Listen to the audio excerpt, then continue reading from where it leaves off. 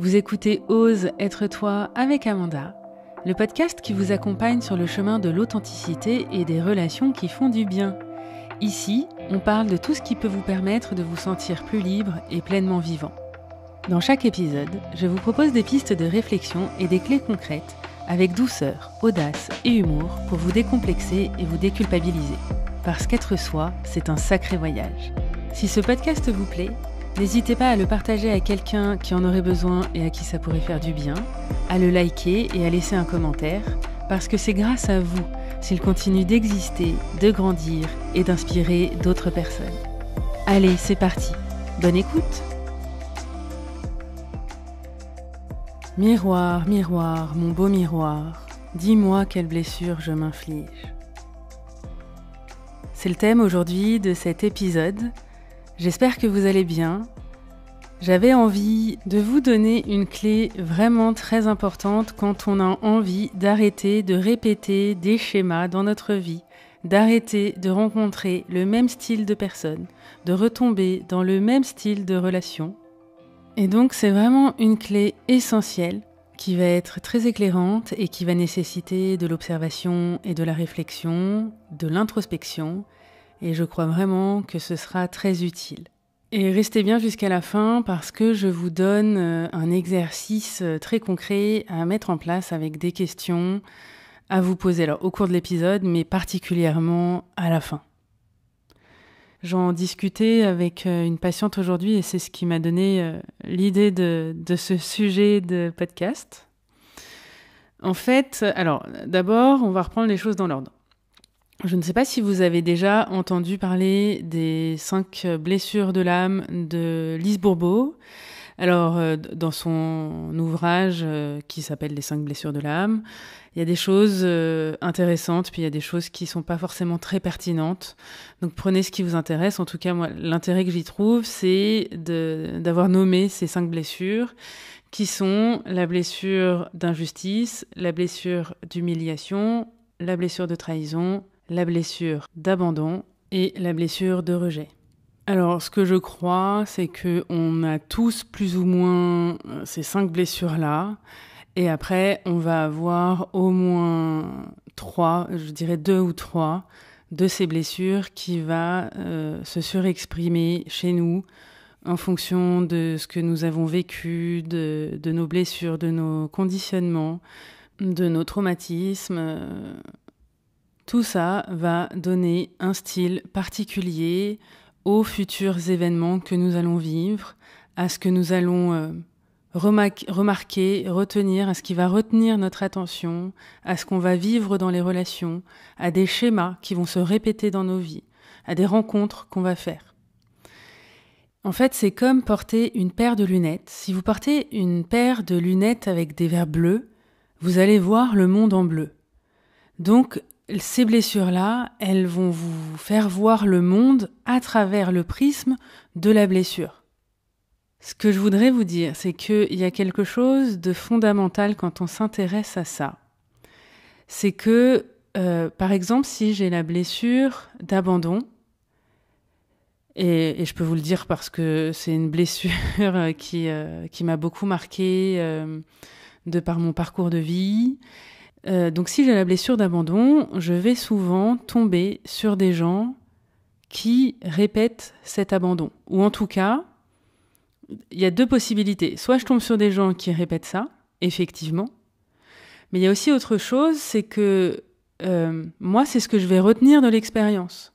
C'est-à-dire que d'autres personnes auraient pas prêté attention ou n'auraient pas fait cas de la situation, n'auraient pas eu aussi mal de la situation. Et moi, comme j'ai une blessure d'abandon, ça vient pile appuyer sur ma blessure et je ne vois plus que la situation à travers ce prisme-là. Donc, alerte, abandon. Alors que d'autres personnes, ça ne les aurait pas impactées ou en tout cas pas de cette manière. Et là où ça devient intéressant, c'est que très souvent, quand on est marqué par une de ces blessures, sans se rendre compte, c'est un programme inconscient, on va se l'infliger à soi-même en permanence. Donc, si je reprends l'exemple de la blessure d'abandon, si je me mets devant un miroir, la question c'est à quel endroit, moi, je m'abandonne? Où est-ce que je me fais vivre des abandons et en plus de manière répétée sans m'en apercevoir? Miroir, mon beau miroir, dis-moi quelle blessure je m'inflige. Et je te dirai qui tu es. Plus sérieusement, allez regarder ça. Parce que, et donc je reprends sur mon histoire, en fait, le jour où je me suis aperçue que j'étais sans cesse en train de m'abandonner, alors, et encore une fois, je ne saurais pas vous expliquer si c'est qu'il y a quelque chose qui s'est guéri à l'intérieur de moi et donc j'ai été chercher des personnes différentes, ou si dans mes interactions et mes relations, j'amenais quelque chose de différent, j'avais pas les mêmes peurs, ou je n'insufflais pas les mêmes choses. Ou encore, si c'est parce que quand ça se présente, ça ne me touche plus de la même manière et que donc je ne surréagis pas et que ça n'amplifie pas le mécanisme. Voilà, je saurais pas vous dire de quoi ça vient. Il n'empêche que en identifiant ça, les situations d'abandon ont commencé à beaucoup moins se présenter. Et même, j'irai plus loin que ça, c'est que même quand ça se présente, vu que moi, je ne m'abandonne plus, ou en tout cas plus jamais de la même manière, c'est plus aussi béant, aussi important. Alors même quand l'autre m'abandonne, si quelqu'un m'abandonne, c'est plus aussi douloureux, il n'y a plus d'effondrement, j'ai plus l'impression que je vais mourir sur place. Je fais juste une petite parenthèse qui me paraît vraiment importante ici, c'est que je parle d'être abandonné par quelqu'un pour rester dans le champ lexical et pour que tout le monde puisse voir de quoi je suis en train de parler. Mais pour moi, c'est vraiment fondamental de voir que on peut pas abandonner un adulte. On quitte, on se sépare, on divorce, on arrête, on ne se parle plus, on se distancie, mais on n'abandonne pas un adulte. Les seuls êtres qu'on peut abandonner, ce sont des êtres qui ne sont pas responsables d'eux-mêmes, qui ne peuvent pas s'occuper d'eux-mêmes si un adulte n'est pas là. Donc ce sont en particulier les enfants et les animaux. Et je rappelle ici avec une petite pointe d'humour que la dépendance affective ne fait pas de vous un être irresponsable. Fin de la parenthèse. Dans un épisode, et je sais que ça vous a beaucoup marqué parce qu'il y a plusieurs personnes qui m'ont reparlé de ce passage précis et je me suis noté dans un coin de ma tête que je pourrais vous en faire un épisode. Je crois que c'était dans l'épisode sur les attentes. Est-ce qu'il faut ou pas avoir des attentes en relation ? Et je vous avais exprimé que moi, le silence, c'était plus possible, c'était plus quelque chose que je voulais me faire vivre. Et que ça se présentait beaucoup moins dans ma vie et dans mes relations. Ça se présente toujours, et je voudrais lever une illusion ici. C'est pas parce que j'ai dit que je n'en voulais plus que tout d'un coup, ça n'apparaît plus dans ma vie.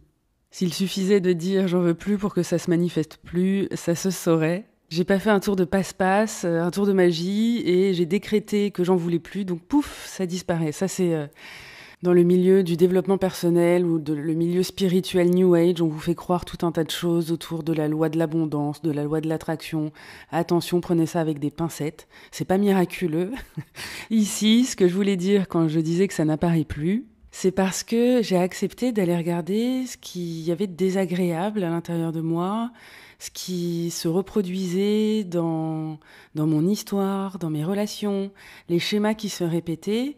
Et alors... ça a commencé à bouger parce que quand ça se présente, je ne réagis plus de la même manière.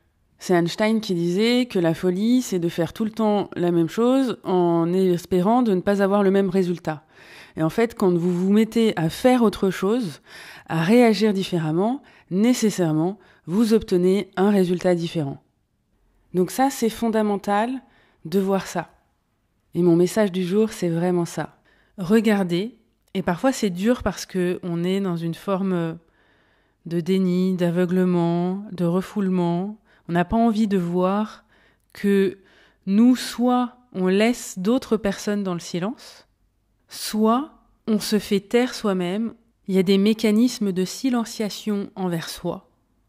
Et donc, l'extérieur va sans cesse me ramener ça sur le devant de la scène, dans ma vie, dans mes histoires, pour que je puisse entendre le message, pour que je puisse regarder ce que je suis en train de faire avec moi-même et ce que je suis en train de faire avec les autres. Et c'est pas très glorieux, mais je me suis rendu compte que il y avait plein de fois où j'avais laissé des gens dans le silence parce que j'étais débordée de culpabilité, parce que je trouvais pas les mots, parce que j'arrivais pas à leur dire, parce que je me sentais envahie, que j'étais dans l'évitement, que je me sentais dépassée. Et donc ça m'est déjà arrivé. Et le jour où j'ai pris conscience de ça, c'était très très douloureux parce que je vois ce que ça me fait à moi. Et c'était terrible d'identifier, d'oser regarder, d'être dans une forme d'honnêteté radicale avec moi pour regarder ce que j'avais fait.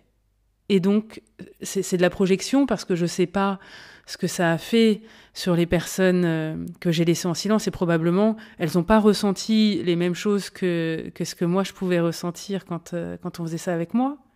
Donc c'est ma projection sur eux et il n'y a que ces personnes-là pour dire ce qu'elles ont ressenti. Mais c'était très douloureux de constater ça. Et je dirais qu'il y a autre chose d'aussi douloureux, voire de plus douloureux encore, c'est de voir à quel point moi je me laissais dans le silence. Alors que je déteste ça, je le faisais à l'autre et je me le faisais moi-même. Parce que quand je laisse quelqu'un dans le silence, il faut bien voir que quand je me fais taire, c'est moi la première à qui je fais vivre le silence. C'est pas par choix, souvent on n'a pas les moyens de faire autrement. On peut choisir, il y a des gens à qui aujourd'hui je choisis ou je choisirai à l'avenir de ne pas répondre sciemment parce que des limites ont déjà été posées et que si on me relance et que les limites sont pas entendues, il y a un moment où je n'ai plus rien à dire. Ça c'est autre chose. Je vous parle vraiment de quand ça n'est pas un choix, que ça n'est même pas conscientisé d'ailleurs. Donc vous voyez que c'est pas une mince affaire de regarder dans le miroir où est-ce que je m'inflige moi-même la blessure, que ce soit l'abandon, l'injustice, la trahison, le rejet ou l'humiliation. Je vais vous prendre un autre exemple. Il y a des choses que je supporte plus de voir des humoristes qui utilisent l'auto-humiliation, la dévalorisation de soi, systématiquement pour faire rire les autres. Autant, de temps en temps, c'est très drôle d'avoir de l'autodérision. Il y a d'autres fois où quand tout un spectacle est construit là-dessus, moi ça me met aujourd'hui profondément mal à l'aise. Je me sens prise en otage dans la névrose de dans la névrose de l'humoriste et j'ai pas envie en fait de cautionner ça. J'ai pas envie de rire à de l'humiliation parce qu'il y a un moment où ça bascule. C'est plus de l'autodérision, c'est vraiment quelque chose que je trouve nocif, que la personne est en train de s'infliger à elle-même, et j'ai pas envie de participer à ça, et je me sens prise en otage. Et il y a des gens qui sont vraiment spécialistes pour se moquer d'eux-mêmes, en premier lieu, pour surtout pas qu'on se moque d'eux, ou par peur qu'on se moque d'eux, et en fait c'est un mécanisme de défense, c'est un mécanisme de contrôle, c'est-à-dire qu'on peut se le raconter comme ça, pour comprendre la mécanique, ce serait se dire personne ne sera jamais plus forte que moi à ce jeu-là. Personne ne pourra m'humilier autant que ce que moi je me fais déjà. Ça marche avec toutes les blessures. Personne ne pourra m'abandonner autant que ce que moi je fais déjà. Personne ne pourra me laisser dans le silence autant que moi je m'impose le silence au lieu de dire ce que j'ai à dire, au lieu de poser mes limites, de dire mes besoins, de dire mes désirs, mes envies ou mes non-envies. Personne ne me trahira jamais autant que moi je me trahis. Alors je vais vous donner un exemple. S'il y a une répétition dans votre vie de personnes qui vous mentent, qui vous trompent, il y a quelque chose à se demander. C'est qu'est-ce qui fait que ça se répète ? Qu'est-ce que ça vient me montrer ? Quel est le message ? À quel endroit je me mens à moi-même ? À quel endroit je me trahis ? Je me trompe moi-même. Et c'était hyper intéressant parce que Ma patiente, elle me parlait de ça et je trouve ça vraiment très courageux et respectable si jamais elle m'écoute, d'avoir osé regarder ça. Et elle me disait que il y a des mensonges qui se répètent dans sa vie. Elle vit le mensonge d'autres personnes autour d'elle. Et un peu avant, pendant la séance, elle m'a dit, en fait, je sais qu'il me ment, il me maintient que c'est pas vrai, et parfois, c'est plus facile, c'est plus confortable de le croire, plutôt que ce que ça impliquerait de voir qu'il est en train de me mentir. Donc c'est prendre conscience que si je fais ça, c'est que je suis en train de me mentir à moi-même. Et à partir de là, alors ça va se matérialiser dans ma vie. C'est vraiment une clé essentielle, c'est pas facile. Simplement, à partir de maintenant, essayez d'observer si vous vous sentez victime de quelque chose. Demandez-vous, et si mon premier bourreau, c'était moi-même? Et si la première personne à me faire offense, à me blesser, à me faire du mal, c'était moi-même? Ne pas s'occuper de soi, se faire passer après les autres, c'est une manière de s'abandonner. De choisir de croire une version édulcorée ou inventée ou modifiée parce que on veut s'épargner la douleur et l'inconfort que ce serait de voir que c'est pas vrai. Je suis en train de me trahir quand je fais ça. Quand je me ferme, quand je me mets à l'écart parce que je me sens rejetée, c'est moi qui suis en train de me rejeter en premier. Et j'irai même plus loin, c'est que personne n'a le pouvoir de me faire ce que je ne me fais pas déjà. Et encore une fois, attention, ici, je suis pas en train de cautionner des actes de violence. Si vous vivez de la violence, mon premier message, c'est protégez-vous.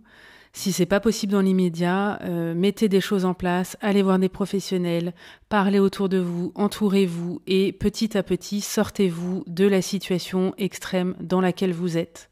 Mais je parle pas de ça parce que pour avoir la place de se poser les questions que je suis en train de vous dire là, ça veut dire que vous avez quand même déjà suffisamment d'espace psychique, vous n'êtes pas dans une urgence vitale. Donc sauf cas de violence avérée, d'agression, de situation extrême, c'est vraiment très précieux et très utile de se demander ce que moi je suis en train de me faire vivre.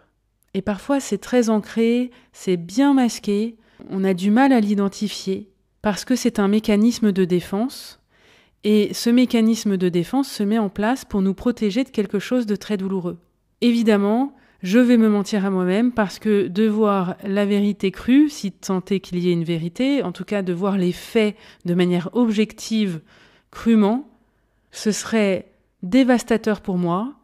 Donc je mets en place un filtre pour me leurrer, pour m'illusionner, le temps que ça processe, et le jour où je me sens suffisamment solide, où il y a suffisamment de consistance à l'intérieur de moi, alors je peux commencer à ouvrir les yeux, à arrêter de me mentir, à lever le déni, le refoulement, l'aveuglement, et commencer à intégrer, à accepter ce qu'il se passe. Donc faites ça à votre rythme.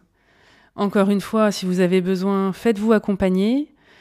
D'ailleurs, je vous mets en lien de cet épisode mon site internet si jamais vous aviez envie d'une séance de coaching avec moi pour éclairer certaines choses, pour mettre de la clarté, pour pouvoir avancer et puis éventuellement continuer à travailler ce que vous avez à travailler d'une autre manière. En tout cas, c'est possible de le faire. Il y a plein de professionnels pour ça, il y a plein d'outils, il y a plein de méthodes aujourd'hui. Allez chercher là où ça vous appelle, où ça vous ferait du bien. Ayez la curiosité d'aller chercher des outils et des solutions, parce que c'est comme ça vraiment qu'on va mieux. En attendant, pour terminer, je vais vous donner un exercice.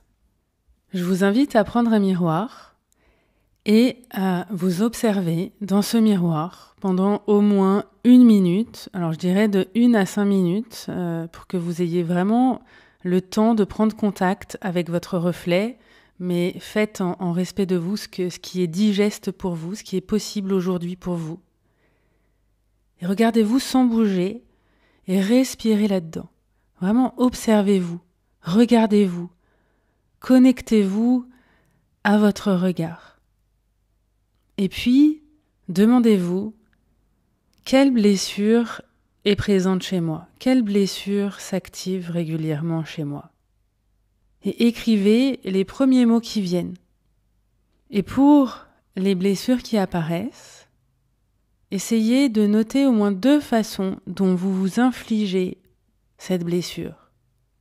Et pour le moment, dans les jours qui suivent, ne cherchez surtout pas à modifier quoi que ce soit. Mettez-vous en observateur ou en observatrice, comme en métacognition. Observez-vous, essayez d'observer les choses comme si vous dézoomiez, que vous prenez du recul, vous regardez la scène de l'extérieur et regardez-vous faire, sans chercher à contrôler, sans chercher à arrêter. Et dans un deuxième temps, c'est d'essayer de répondre à ces 3 questions. Quand j'ai mal, qu'est-ce que je fais d'abord? Par exemple, je me fuis, je cherche à prouver ma valeur, je cherche à punir l'autre, je cherche à m'anesthésier, je cherche à annuler ce qui se passe, à faire comme si ça n'existait pas. La deuxième question, quelle histoire intérieure je raconte sur moi qui alimente cette blessure? Est-ce que je pense par exemple que je le mérite, que quelque chose justifie qu'on me rejette, qu'on m'abandonne, qu'on m'humilie, etc.